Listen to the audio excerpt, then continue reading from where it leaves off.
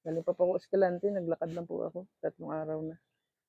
Sakit na rin mga pako sir. Kaya nga ako mamaya na lang.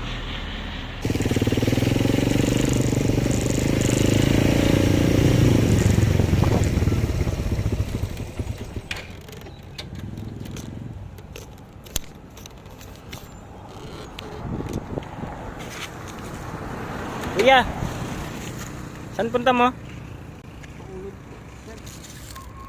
Ba't naglalakad ka lang? Walang pera sir. Bakit saan ka ba galing? Galing pa ako Escalante. Ah. Upo ka mo dito. Doon tayo, mainit yan. Bakit ano bang ginagawa mo doon sa Escalante? Nagtatrabaho po ako dun sir, extraction.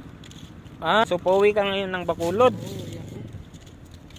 Bakit naglalakad ka lang? Wala na po akong pera. Layo nun eh. Siguro mga 7 days bago ka makarating ng Bacolod. Upo ka muna dito. Tapos ko sir, tapos yung ako na halay na. Bakit ano ba nangyari?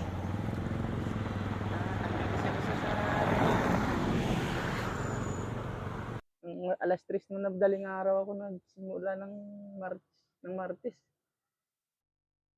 Araw na ngayon, hindi ko rin alam kung anong araw. Hirap, may sinatanggal po ako din. Ka na ba kuya? Opo, meron na po. Kaya nagtitiis po tayo. Ilan na ba anak mo? 3 na po. Hirap na rin na to tawag doon na ganito nangyari sa akin. Kawawa ka naman. Mahirap yung ginagawa mo. 3 araw mo linakad. Ang layo ng Escalante. Papunta ka pa ng Bacolod.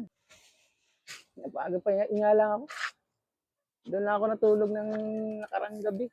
Saan? Doon sa may gilid ng kahoy. Traction kasi nagbawas ng tao. Ba't hindi ka nagtira ng ano mo? Kahit pamasahe mo lang. Pinadala ko lahat na sahod ko sa pamilya ko. Kaya kala ko hindi ako matanggal.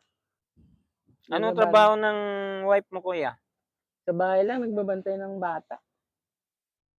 May sakit rin kasi yun. Kailangan umuwi eh. Kasi baka mayroon rin mga kunting kwento, makatrabaho rin ako doon. Doon kasi wala akong pamilya sa Escalante. Hindi ka man lang binigyan ng mga foreman mo doon ng ano, ng kahit pamasahe man lang? Wala nga, hindi nila alam na umuwi ako eh. Ba't di ka nagpadala sa asawa mo ng ano, pamasahe? Hindi ko na rin sila na-last na text. Wala daw sila bigas. Kaya sige, umuwi na lang ako. Baka doon sa amin, makakahanap ako ng ganitong trabaho. Doon sa trabaho, kaya Sakit na rin mga pako sir. Kaunting tulong ako. Sana makatulong to sa iyo at sa pamilya mo. 1 2 3 4 5 6 7 8 9 10 11 12 13 14 15 16 17 18 19 Ito sir. 20. Serve mo yan.